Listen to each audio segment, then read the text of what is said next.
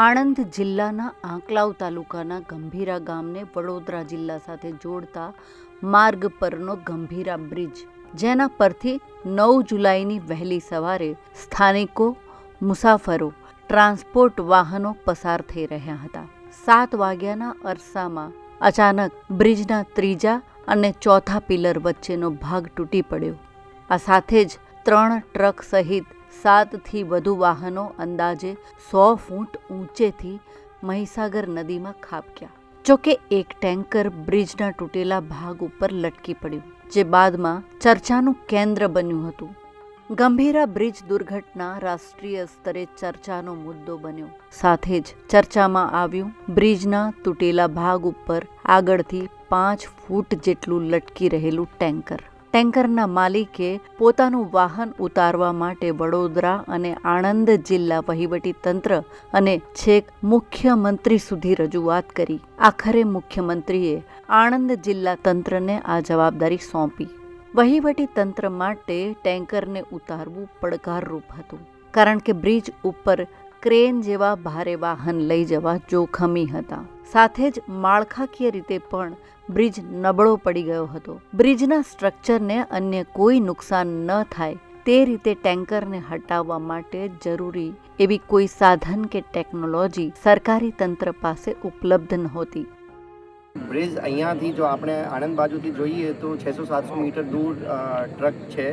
આખો Spain, structural integrity આ સ્પેનની પણ કોમ્પ્રોમાઇઝ થયેલી માની શકાય, કેમ કે એક આખો સ્લેબ બ્રિજનો પડેલું છે. તો આ બ્રિજ ઉપર કોઈ પણ પ્રકારનો લોડ આપણે યુઝ કરી નહીં શકીએ, અને કોઈ પણ પ્રકારની લિફ્ટિંગ ઇક્વિપમેન્ટ માટે એક જગ્યા તો લોડ મૂકવું જ પડે. તો આપ જોઈ શકો છો અહીંયા જસ્ટ આ રોડ ઉપર બ્રિજથી દૂર અહીંયા સ્ટેન્ડ જે મૂક્યા છે, 200 ટન જેટલા લોડ અહીંયા રોડ ઉપર મૂકીને બ્રિજ ઉપર એક પણ પ્રકારનો લોડ યુઝ કર્યા સિવાય MERCની ટીમ દ્વારા આ એક પડકારજનક હતું, ચેલેન્જિંગ ટાસ્ક હતું, પણ ખૂબ સુંદર રીતે એક જ અટેમ્પ્ટમાં તાત્કાલિક રીતે રેસ્ક્યુ કરી દેવામાં આવ્યું છે. તંત્ર દ્વારા વિવિધ ટીમો બનાવી સર્વે કરવામાં આવ્યા. વચ્ચે બલૂન ટેકનોલોજી દ્વારા એરલિફ્ટિંગ કરીને ટેન્કરને નીચે લવાશે એવા અહેવાલ પણ હતા, પરંતુ તેમાં નિષ્ફળતા મળી. આખરે સરકારે પોરબંદરની એક સ્પેશિયલ ટીમને આ કામગીરી સોંપી. પોરબંદરના વિશ્વકર્મા મિકેનિકલ વર્કર્સ દ્વારા કાર્યરત મરીન્સ ઇમરજન્સી રિસ્પોન્સ સેન્ટરની દેશની શ્રેષ્ઠ સંસ્થામાંની એક, જે આધુનિક ટેકનોલોજી અને સાધનો ધરાવે છે. તેઓ સમુદ્ર કે અન્ય જગ્યાએ ફસાયેલા લોકો કે વસ્તુઓને બહાર કાઢવા સક્ષમ છે. આધુનિક સાધનો અને મશીનરી લાવવા તથા નિરીક્ષણ કરવા માટે 4-5 દિવસનો સમય લાગે તેમ હતો. માટે આ ટીમે 7 દિવસમાં ટેન્કર બહાર કાઢી આપવાની ખાતરી આપી. પહેલાં તો ગુજરાત ગવર્મેન્ટને thank you, marine emergency response centre ઉપર ભરોસો કરવાનો. ને ખાલી મારે આપના માધ્યમથી એટલું જ કહેવું છે કે ગુજરાતને નહીં પણ ઇન્ડિયાને જ્યારે બી MERCની જરૂર પડશે ત્યારે અમે હંમેશા જ્યાં બી કોઈ ઇમરજન્સી હશે ત્યાં અમે સપોર્ટ કરવા જઈશું. કેટલા માણસોની ટીમ હતી અને કયા પ્રકારે સ્ટ્રેટેજી આખી બનાવી હતી? 60 થી 70 માણસોની ટીમ હતી અને 4 દિવસથી કામ ચાલતું હતું.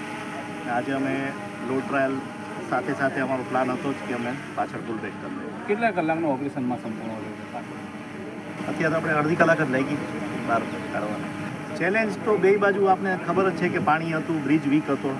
મરીન્સ ઇમરજન્સી રિસ્પોન્સ સેન્ટરની ટીમ ઘટના સ્થળે પહોંચી અને બ્રિજ તથા ટેન્કરનું નિરીક્ષણ કર્યું. આ ટીમે અધિકારીઓ સાથે વાતચીત કરી આખરે બ્રિજના મજબૂત ભાગ ઉપર ક્રેન રાખી અને તેની મદદથી ટેન્કરને બહાર કાઢવાનું આયોજન કર્યું. આ સાથે શરૂ થયું પડકારજનક ઓપરેશન. 5 ઓગસ્ટ મંગળવારના દિવસે મરીન્સ ઇમરજન્સી રિસ્પોન્સ સેન્ટરના નિષ્ણાત ઇજનેર સહિત 70 લોકોની ટીમ સ્થળ ઉપર પહોંચી. અહીં પ્રથમ ટેસ્ટિંગ કરવામાં આવ્યું. ત્યારબાદ તરત જ કામગીરી શરૂ કરવામાં આવી. સૌ પ્રથમ આગળથી લટકી રહેલા ટેન્કર અને બ્રિજના બેસી ગયેલા ભાગ વચ્ચે એક કેપ્સ્યુલ કહી શકાય તેવી ન્યુમેટિક એર રોલર બેગ મૂકવામાં આવી, જેમાં હવા ભરી ટેન્કરને બ્રિજના લેવલે સમતલ કરવામાં આવ્યું. આ દરમિયાન બ્રિજ નજીક એજન્સી દ્વારા એક સેટઅપ કરવામાં આવ્યું, જ્યાંથી સમગ્ર કામગીરીનું સંચાલન કરવામાં આવ્યું હતું. 4 ડ્રોન વડે કામગીરીનું સતત નિરીક્ષણ અને વિડીયો રેકોર્ડિંગ કરવામાં આવી રહ્યું હતું. સાથે જ ટેન્કરને પકડી રાખવા માટે સ્ટ્રેન જેકનો ઉપયોગ કરવામાં આવ્યો. ટેન્કર સમતળ થતાં જ 900 મીટર દૂરથી કેબલ બાંધી ક્રેન દ્વારા ટેન્કરને સાવધાનીપૂર્વક બ્રિજના છેડા સુધી ખેંચવામાં આવ્યું. ગંભીરા બ્રિજ દુર્ઘટના બન્યાના 28મા દિવસે અડધા કલાકની જહેમત બાદ ટેન્કરને સુરક્ષિત બહાર કાઢ્યું. આ સાથે જ તંત્રના અધિકારીઓ સહિતના લોકોએ રાહતનો શ્વાસ લીધો હતો. બીજી તરફ એક પણ રૂપિયો લીધા વિના એક જ પ્રયાસમાં સફળ કામગીરી કરનાર મરીન સેલ્વેજિંગ એક્સપર્ટ ટીમનો પણ તંત્રએ આભાર વ્યક્ત કર્યો હતો. Bureau report ETV Bharat.